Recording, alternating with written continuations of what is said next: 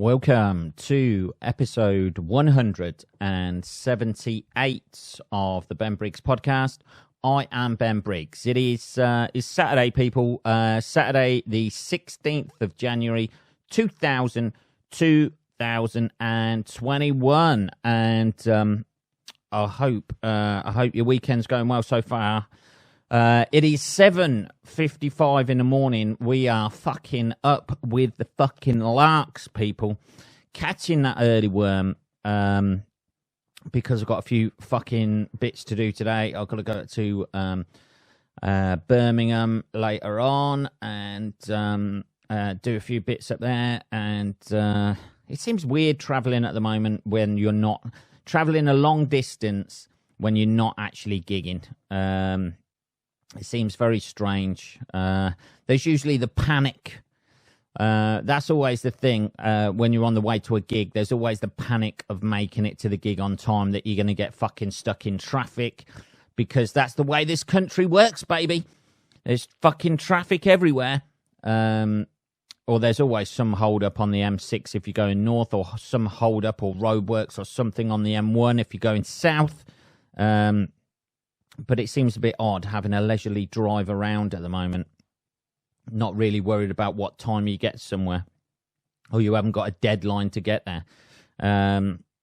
Anyway, this week I haven't done loads. I've been, I'm not going to lie to you, people, I have been binge watching Cobra Kai. I fucking love it. I love the nostalgia of it.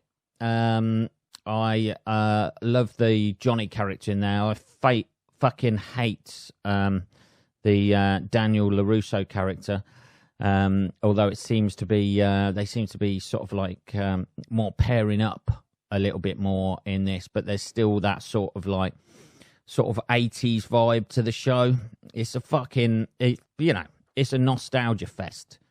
That's what it is. But I fucking love it. I remember going to see, years and years ago, this was in the 80s, whenever, let's have a look, see when it came out, Karate Kid film, the original, when was it? Release date, let's have a look. I went to Milton Keynes, the Point Cinema, I think it was in Milton Keynes. It was the only one showing it. Fucking hell. Is that right? 1984? It might have been Karate Kid 3 or something like that. I can't see my parents, when I was like 7 years old, sending me off to Milton Keynes to watch the Karate Kid. It might have been Karate Kid Part 3. Let's have a look. When was that? It was the Point Cinema in Milton Keynes, and it was the only place. 1989, that's probably more like it. 12 years old I'd have been at that point. Yeah. It was the only place that was showing it. For some reason, the cinema, we had one cinema in Northampton, which is now the Jesus Army Centre. If that's not been closed down because of the scandal, I think they were like abducting homeless people, allegedly. I don't know. I think it's pretty true.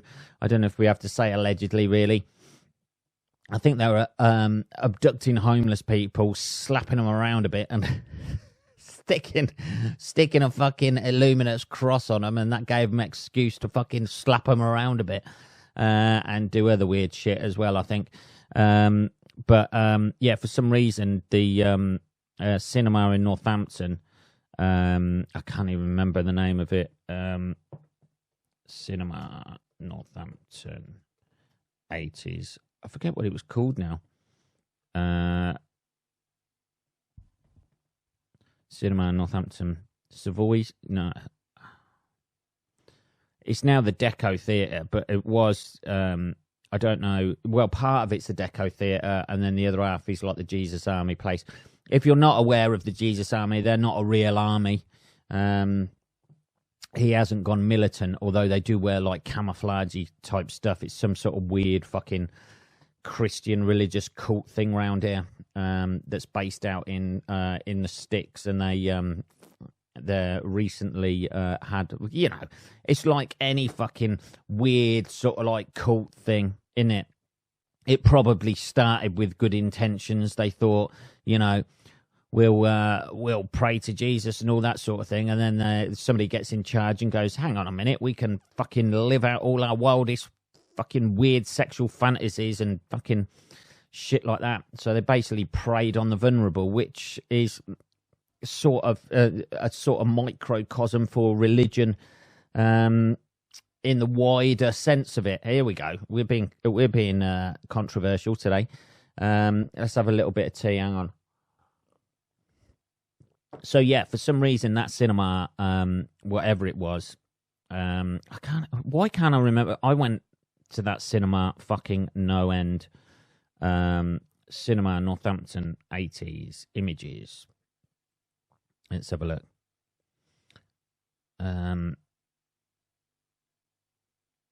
Yeah, it's not the old Savoy. Is that what it is now? I don't know. Jesus Centre. There's pictures of it. Cineworld. No, that's not it. I forget what it was. This is old age kicking in here, people. Why hasn't it just got... Oh, yeah, it was the ABC, wasn't it? ABC Cinema. Was that it? Was it still the ABC when I was a kid? I think so. It rings a bell. Anyway, fuck it. Anyway, the point I'm trying to make is I went to Milton Keynes to see this. It was sort of like a trip. Somebody's dad dropped us down there. I'm sure it was with like people who grew up in my road. And we all went to see Karate Kid Part 3 and were fucking well into it. So, you wanted the little headband tie thing, didn't you, that you had? These days, they're 10 a penny on the internet. This was pre-internet, people. You couldn't just go out and buy a fucking Karate Kid headband like you can these days. That's something I'll probably be Googling later on. Karate Kid. You must be out. Karate Kid headband. Someone on Etsy or something like that is like crocheting them or stitching them. Yes, you fucking can. You can get them on Amazon. Karate Kid costume, fucking headband. They've even got a geezer who looks like Daniel LaRusso. Karate Kid Danielson wig. Love it. I thought his hair looked a bit 80s in that. You've got a Danielson wig and fucking headband. Just for that authentic fucking Karate Kid book look. Sorry, I said book there because the fucking book came up. Even like the outfit for the Cobra Kai outfit that you can get is that's about 90 quid for a fucking Halloween costume. I don't know why you would want that as a Halloween costume, but even the geezer on there looks like the Johnny character out of Karate Kid. Anyway, I remember going seeing that in the fucking 80s at the Point Cinema in Milton Keynes, because obviously it wasn't. I keep going on about that, but it was literally like on its own in an industrial estate. I imagine this is how I remember it, and it was like shaped like a pyramid. I remember getting all excited. This was back in the day where in the cinemas, they don't seem to do it anymore, but in cinemas you used to be able to buy merchandise and memorabilia and shit like that for the films you were going to see. I remember buying fucking a Batman poster at the old ABC cinema or whatever it was. I'm still not sure it's the ABC cinema, but I don't want to get hooked up on that, guys. If you know what the name of the cinema was in Northampton in the 80s when I used to go to it, if you can help me out a little bit with my failing memory, that would be amazing. Yeah, I remember going to see Batman and shit like that, like the original one with not Adam West, you cheeky fuckers. The original one with Michael Keaton in. And I remember, I think I went with my parents to the cinema that night, and then you come out of there thinking, let's not go, let's not walk down the back alley at the back of the cinema theatre, shall we? My mum's there wearing pearls. That was, I remember the pearls being dragged off. Yeah, but I had a poster for that. I went to see the Indiana Jones films there. Got posters for those. Got posters for the Back to the Future films. I think I even got a poster for the film Bird on a Wire. Very underrated film that I went to see. But that used to be the thing back in the day, where I'd be allowed. I'd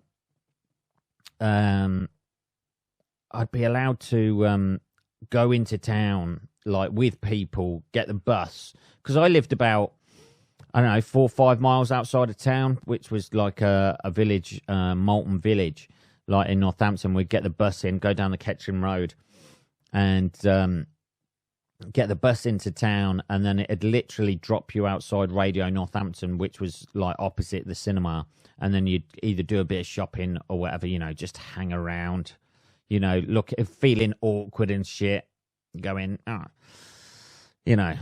looking young and awkward, and there'd always be a big group of you, so your parents thought you were safe, although you could quite easily wander into the middle of the road and be hit by the next bus spinning round that corner.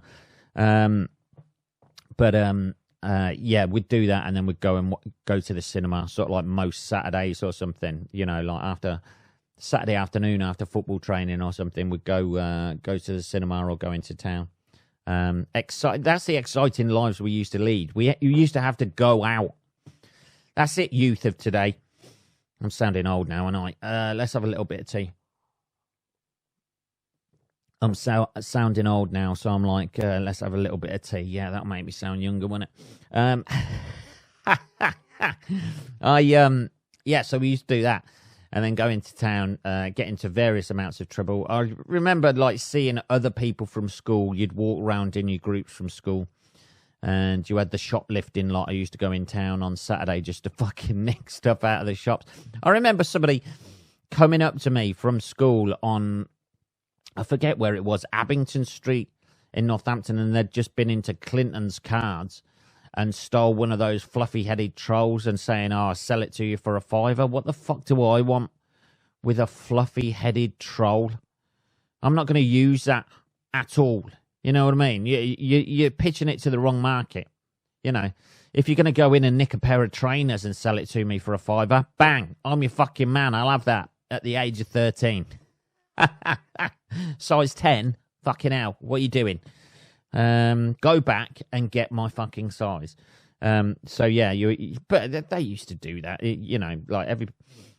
Not everybody used to shoplift. I never used to shoplift. I never saw the appeal of the adrenaline rush of that.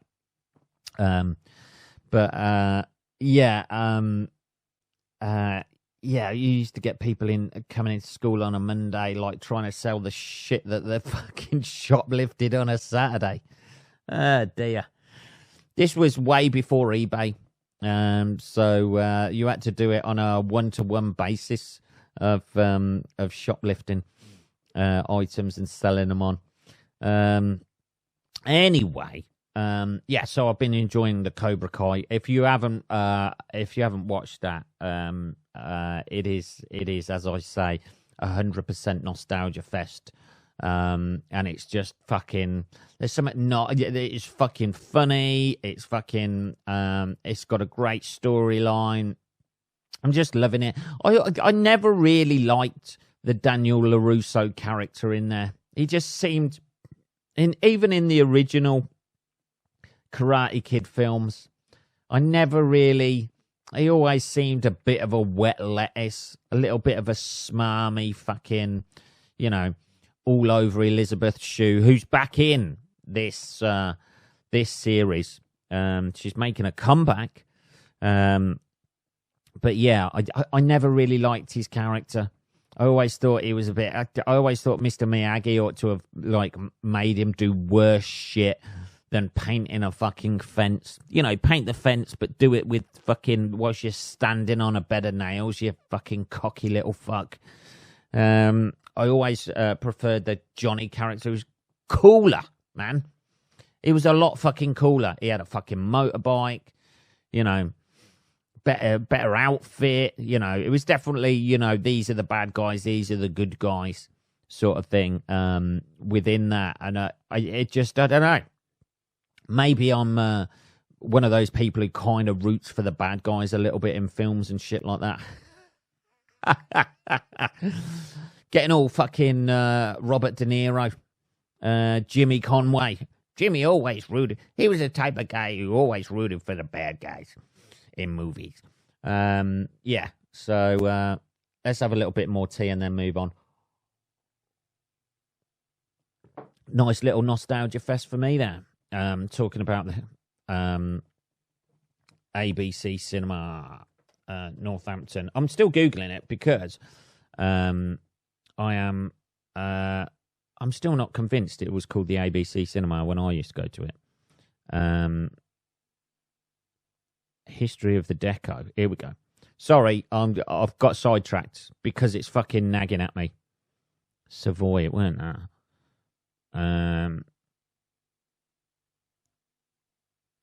Let's have a look.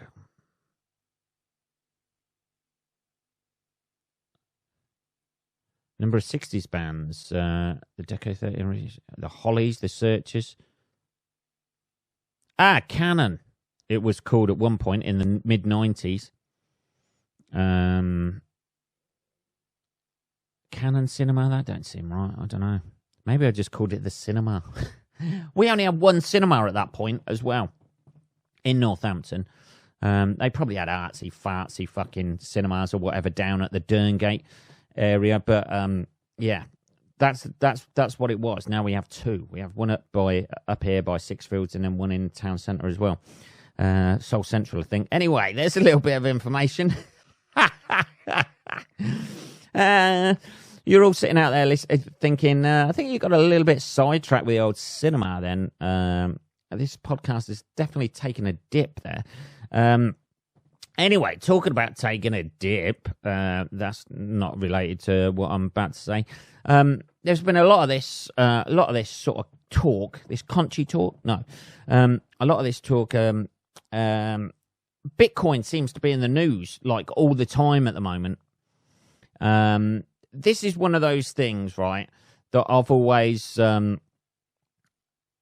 after the fact that things rise up in price, or it's like, hey man, you can become a millionaire overnight if you bought these in fucking 1998 or something. Who the fuck had like 500 quid? What was the original Bitcoin price? Let's have a look. Bitcoin price originally. What is the price history of Bitcoin? What price is Bitcoin? Jesus, 39 grand. Yeah, I ain't going. When was Bitcoin worth $1? February 2011. Bitcoin, the world's oldest and biggest digital asset, is synonymous with cryptocurrency created in 2009. Oh, right. Okay, so it's pretty recent. By an unknown person using the alias Satoshi Nakamoto. This digital currency had hit the level of $1 for the first time on 9th of February 2011. 9th of February? Jesus, man. 2011, what's that? That's 10 years ago. Bit more. This is one of those, a bit more tea there, sorry about that. Yeah, so in 2011, sorry, I'm stuttering like a fuck now, and because I can't. So 10 years ago, it was worth $1, and now it's worth 39,439 per Bitcoin. This is one of those things where you wish you had fucking invested in it, like fucking years ago. Fucking years ago. You know, you ain't ever going to make any real money out of it now because it's worth about like 40 grand. Who's got 40 grand to fucking just play around with? But when it was originally worth like $1 or something like that, you just want to talk to yourself and go, just fucking, you know. In 2011, $1 was worth about 70 pence, you know. For the sake of 70 pence, why didn't I know about this? How come I'm so out the loop? Not that it's easy to buy, I don't think. I think you need to fucking go down a dark alley with a secret fucking password. Like meet somebody who's dressed in a fucking, you know, got a red carnation on or something like that. And they take you down this alleyway, and then you meet some other guy who's Japanese, this moto guy, whatever. He stamps your hand. You get into a private club. Then you have to have a fucking raffle ticket. If your raffle ticket wins, then you go through to the back room. It's a fucking nightmare. Why can't they just fucking buy it? But this is something that's going to crash and burn at some point. Not that there's any gold holding up our own economy when you think about it with the old money and shit like that. But this seems like something that will crash eventually. Here, can I buy 100? That said, you can invest as little as a few dollars into an asset like Bitcoin. You don't have to buy one whole Bitcoin. Anyway, the point I'm trying to make on this, there's a fucking shitload of people, it seems, in the news at the minute who have bought Bitcoin, put it onto a fucking hard drive, and then either forgot the password or lost the hard drive. Let's have a look. This is a guy, right, who's got he's got 2 guesses to unlock Bitcoin worth $240 million, and then it locks up completely. I mean, we've all done it, haven't we? Have they got nothing on there like reset password? Like the amount of fucking passwords I've had for Amazon is fucking unbelievable. And all you scammers out there, I ain't about to tell you my Amazon password. Brain fog. It says, we've all been there. Brain fog makes us forget our password after 8 frantic attempts. I tell you what annoys me about passwords. This is going to sound like a stand-up bit. Hey, guys, are you annoyed by passwords? It's the fucking ones where it used to be, like it used to be like a capital letter and a fucking number, and it has to be 6 things or whatever. I can deal with that. It's when you have to use other symbols with it. You have to use other symbols, or a certain amount has to be fucking capitals, a certain amount, To be honest, like the rest of us, I just want to use the same password or a variation of that on fucking everything. And I know that's not secure. I know that. I know there's people probably listening out there, listening to this, going, what are his mum's maiden name, or what's his first pet called? Come on, just tell me your first fucking pet. Tell me your first fucking pet. Anyway, so this Stephen Thomas has forgotten his password, and it will which will unlock his hard drive containing $240 million worth of Bitcoin. His plight, reported in the New York Times, has gone viral. Ex-Facebook security head Alex Stamos has offered to help for a 10% cut. Bitcoin tops 34,000 as a record rally continues. Jesus. Mr. Thomas, who was born in Germany but lives in San Francisco, was given 7,002 Bitcoins as payment for making a video explaining how cryptocurrency works more than a decade ago. At the time, they were worth a few dollars each.